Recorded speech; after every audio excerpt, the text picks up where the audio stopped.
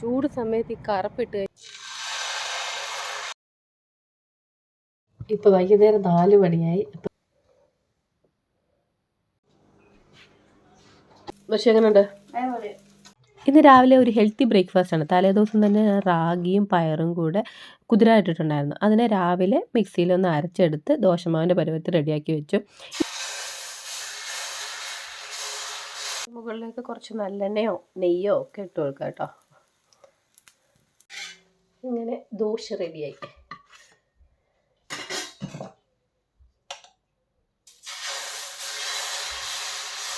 ഞാനിന്ന് ദോശയോടെ കഴിക്കാൻ പോകുന്നത് സാമ്പാറാണ്. നമുക്ക് ഏത് ചമ്മന്തി വേണേലും എടുക്കാൻ കഴിക്കും, നല്ല ടേസ്റ്റ് ആയിരിക്കും. അപ്പം ദോശയും സാമ്പാറും കൂടെ നല്ലതാണ് കേട്ടോ. നല്ല ഹെൽത്തി ദോശയാണ്. എന്താ പറയുക, പെട്ടെന്ന് ഉണ്ടാക്കുകയും ചെയ്യാം, നല്ല ടേസ്റ്റും ഉണ്ട്. ഏതിൻ്റെ കൂടെ വേണേലും കഴിക്കാം, ഏത് ചമ്മന്തിയുടെ കൂടെ വേണേലും കഴിക്കാം. പക്ഷെ എങ്ങനെയുണ്ട്? ഒരു തനിനാടൻ ഊണാണ് ഉണ്ടാക്കിയത്. ചമ്മന്തിയും മുട്ട പൊരിച്ചതും പിന്നെ ബീട്രൂട്ട് തോരനും ഉരുളക്കിഴങ്ങ് മെഴുക്കുവരട്ടി ഇച്ചിരി അച്ചാറും പിന്നെ ഇച്ചിരി തൈരൊക്കെ ഒഴിച്ചിട്ടുള്ള ഒരു ഊണ്. വൈകുന്നേരമായി. അപ്പോൾ എന്തെങ്കിലും കഴിക്കണമെന്ന് പറഞ്ഞ് പശുക്കുട്ടി പറഞ്ഞു. അപ്പം ഞാൻ വിചാരിച്ചു, നോക്കിയപ്പം കഴിഞ്ഞ ദിവസം മേടിച്ച പഫിൻ്റെ പേസ്ട്രി ഇരിപ്പുണ്ടായിരുന്നു.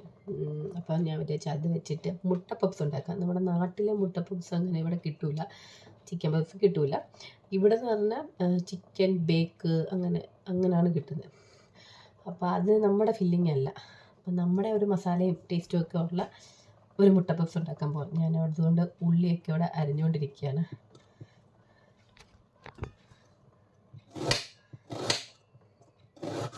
ഉള്ളി, ഇഞ്ചി, വെളുത്തുള്ളി, പച്ചമുളക്, തക്കാളി ഇടില്ല കേട്ടോ. അപ്പം മുട്ട ഞാനവിടെ വേവിക്കാൻ വെച്ചിട്ടുണ്ട്. ഇതിലേക്ക് കുറച്ച് പെരുംജീരകവും ഇഞ്ചി, പച്ചമുളക് പിന്നെ ഇതിലേക്ക് മഞ്ഞൾപ്പൊടി, മുളക് പൊടി കാശ്മീരി ചില്ലി പൗഡർ ഇട്ടേക്കുന്നത്, പിന്നെ കുറച്ച് ഗരം മസാല. ഇനിയും വേണ്ടി ഇച്ചിരി ടൊമാറ്റോ കെച്ചപ്പ് ചേർക്കുന്നുണ്ട് കേട്ടോ. പിന്നെ ആവശ്യത്തിനുള്ള ഉപ്പ്, ഇത്രയേ ഉള്ളൂ. ഇതാണ് മസാല. ഇത് ആസ്റ്റയിൽ നമുക്ക് മേടിക്കാൻ കിട്ടും കേട്ടോ, ഈ ഒരു പേസ്ട്രി ഷീറ്റ്. ഇതൊരു നമ്മൾ എപ്പോൾ ഉണ്ടാക്കാൻ എടുക്കുന്നോ അതിനൊരു 10 മിനിറ്റ് മുമ്പ് വെളിയിൽ വെച്ചാൽ മതി. കുറച്ച് എല്ലാത്തിലും വെക്കാം, എന്നിട്ട് മുട്ട വെക്കാം. മുട്ട ഞാൻ ഓൾറെഡി മസാലയിൽ ഒന്ന് മിക്സ് ചെയ്തിട്ടുണ്ട്, എന്നാലും മസാല സെപ്പറേറ്റായിട്ട് എടുത്തിട്ട് എല്ലാത്തിലും വെക്കാം.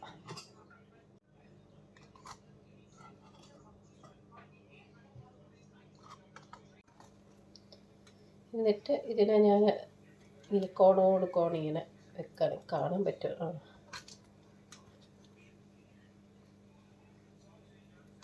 ഇനി ഒരു മുട്ട ഒന്ന് ഇതിന് പുറത്ത് എഗ് വാഷ് ചെയ്ത് കൊടുക്കണം. മുട്ടയ്ക്ക് പകരം പാല് വേണേലും ഉപയോഗിക്കാം, അല്ലെങ്കിൽ ബട്ടർ. അപ്പം മുട്ടയാകുമ്പോൾ കുറച്ചുകൂടെ കളറ് കിട്ടാൻ നല്ലതാണ് കേട്ടോ.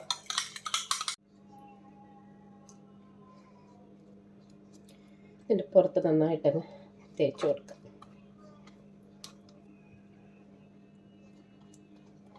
അപ്പോഴാണ് ആ ഒരു ബേക്കറി സ്റ്റൈലിൽ നമുക്ക് ആ കളറ് കിട്ടത്തുള്ളൂ, അല്ലെങ്കിൽ ഇത് വെളുവിളാന്നിരിക്കും.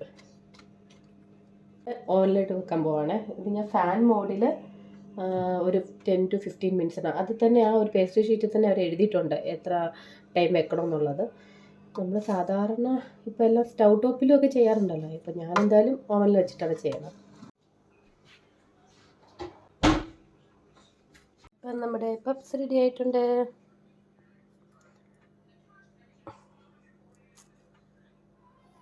പപ്സ് ഒരെണ്ണം കഴിച്ചു നോക്കാം. നല്ല എന്താ പറയുക, കടയിലൊക്കെ കിട്ടുന്ന പോലെ നല്ല ക്രിസ്പി ആയിരിക്കും.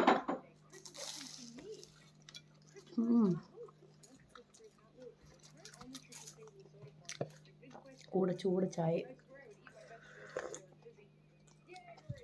Hello, good morning. പുതിയൊരു വ്ലോഗിലേക്ക് സ്വാഗതം.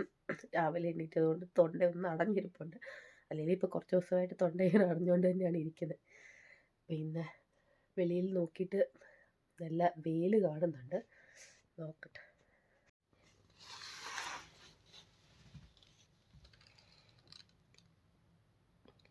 ഇന്ന് രാവിലെ ഇൻസ്റ്റൻറ്റ് ദോശയാണ് റെഡിയാക്കി എടുത്തത്. ദോശ ടേസ്റ്റ് ഉണ്ടോ? പിന്നെ പാൻ കേക്ക് പോലെ ഉണ്ട്. പാൻ കേക്ക് പോലെ ഉണ്ടോ? ചിലപ്പോൾ അതുകൊണ്ടായിരിക്കും എനിക്ക് ഇഷ്ടപ്പെട്ടെ. അത്രയ്ക്ക് കൊണ്ട് എനിക്ക് തോന്നുന്നു റവയുടെയാണെന്ന് തോന്നുന്നു, അത്രയ്ക്ക് അങ്ങോട്ട് ക്രിസ്പി ആയില്ല. ക്രിസ്പി അല്ലാത്ത പോലത്തെ തന്നെ ഇരിക്കുന്നത്, നല്ലതായിരിക്കണം. നന്നായിരിക്കണോ?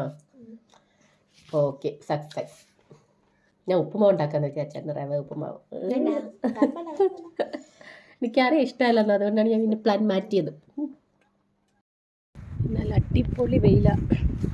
ഞാൻ ജിമ്മിൽ പോകണില്ലെന്ന് വിചാരിച്ചിരുന്ന രാവിലെ, മടിച്ചിരുന്നു. പക്ഷേ ഉച്ചയായപ്പം വെയിൽ കണ്ടപ്പം പിന്നെ ഇരിക്കാൻ തോന്നിയില്ല, അങ്ങനെ വീണ്ടും ഇറങ്ങി. സമയം ഏകദേശം 3 മണിയാവാൻ പോകുന്നു. വരുമ്പോഴത്തേനും ഒരു 5:30 ആവും. ഇവിടെ ബസ് വന്ന് കിടപ്പുണ്ട്. മിക്കവാറും എപ്പോൾ വന്നാലും ഇവിടെ വന്ന് ബസ് കിടക്കണം. ആ ടൈമിന് വന്നു കഴിഞ്ഞാൽ ഇവിടെ നല്ല വെയിലാണ്ട, അത്യാവശ്യം നല്ല ചൂടുമുണ്ട്. ഞാൻ വന്ന് ഈ മരത്തിൻ്റെ തണലത്തോട്ട് വന്ന് നിന്ന്. ഇനിയൊരു ഏകദേശം 10 മിനിറ്റോടെ ഉണ്ട് ബസ് എടുക്കാൻ. വെറുതെ അവിടെ പോയി നിൽക്കണ്ട, അവിടെ അവരവിടെ ഇരിപ്പുണ്ട്, ഡ്രൈവർ വെളിയിരിപ്പുണ്ട്. ഞാൻ വിചാരിച്ചു ഇവിടെ നിൽക്കാം. ഇത്ര ദൂരം ഒരു 5 മിനിറ്റ് കൂടെ കഴിഞ്ഞിട്ട് അങ്ങോട്ട് പോകാം. ഞാൻ സ്പീഡിൽ ഓടി വരുമായിരുന്നു, കിട്ടുമോ ഇല്ലയോ എന്നറിഞ്ഞു. ചൂട് സമയത്ത് ഈ കറുപ്പിട്ട് കഴിഞ്ഞാൽ ഒന്നുകൂടെ ചൂടെടുക്കും. ഞാൻ വിചാരിച്ചില്ല ഇത്രയും ചൂട് കാണുമെന്ന്. വെളിയിൽ ഇറങ്ങിയപ്പോഴാണ് മനസ്സിലായത് നല്ല ചൂടുണ്ട്. സാധാരണ വെയിലുണ്ടെങ്കിൽ തണുത്ത കാറ്റടിക്കും, പക്ഷേ ഇത് നല്ല നല്ല ചൂടാണ്. ബസ്സിൻ്റെ അടുത്തോട്ട് പോയാലും ബസ്സിൽ കയറി കഴിഞ്ഞ് കഴിഞ്ഞാൽ പിന്നെ നെറ്റ് കിട്ടില്ല. ഈ ഏരിയയിൽ നെറ്റ് കുറച്ച് കുറവാണ്. അപ്പം പിന്നെ അതിനകത്ത് കയറി നിന്നിട്ട് വലിയ പ്രയോജനമല്ല. എന്നാൽ പിന്നെ വെളിയിൽ നിന്ന് കുറച്ച് നേരം മൊബൈൽ വായി നോക്കിയിട്ട് പോവാം. ഇന്നിനി വൈകിട്ട് വന്നിട്ട് ഒരു ഫ്രണ്ടിൻ്റെ വീട്ടിൽ പോകണം. അവിടെ വരലക്ഷ്മി വ്രതം എന്തോ ഉണ്ട്, അപ്പം അവർ നമ്മളെ ക്ഷണിച്ചിട്ടുണ്ട്. അപ്പം ഞാനും ഇവനും കൂടെ പോകുന്നുണ്ട്. നമ്മുടെ അപ്പാർട്ട്മെൻറ്റിൽ തന്നെയാണ്. അപ്പം കുറച്ച് നേരത്തെ തന്നെ വരണം. അപ്പോൾ വീട്ടിൽ കയറി ഗൈസ്, നല്ല വെയില, ആരുമില്ല.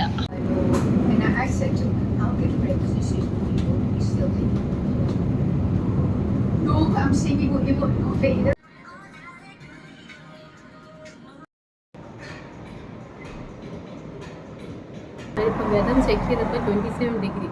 27 ഡിഗ്രിയൊക്കെ ഒരു ചൂടാണോ എന്ന് ചിലപ്പോൾ നമുക്ക് തോന്നും. പക്ഷേ ഇവിടെ നല്ല ചൂടാണ് കേട്ടോ. നല്ല വിയർത്ത് കുളിക്കായിട്ട് മതി. അങ്ങനെ എപ്പോഴും തണുപ്പാവുമ്പോഴേ ഈ പെട്ടെന്ന് ഇങ്ങനെ ഒരു ചൂട് വരുമ്പോഴത്തേന് ഭയങ്കര നല്ല ടയർഡായത്. ഞാൻ വിയർത്ത് നന്നായിട്ട് വിയർത്തു. അതിനിപ്പോൾ ഒരു കുളിയൊക്കെ കുളിച്ചിട്ട് വേണം ഇനി അവരുടെ വീട്ടിൽ പോകാനാ. ഇപ്പം വരും, ഒരു 3 മിനിറ്റ് കാണിക്കുന്നുണ്ട്.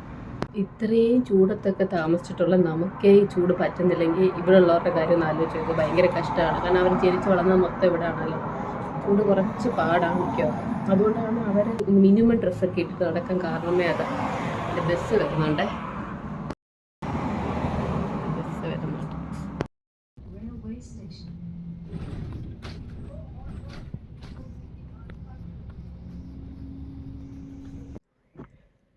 ഈ ഒരു ഡ്രസ്സ് ഇടാന്നാണ് വിചാരിക്കണേ. കാരണം ഇന്ന് പൂജയല്ലേ. അപ്പം ഞാൻ പറ്റി ട്രഡീഷണലായിട്ട് ചുരിദാറൊക്കെ ഇട്ടിട്ട് പോകാം.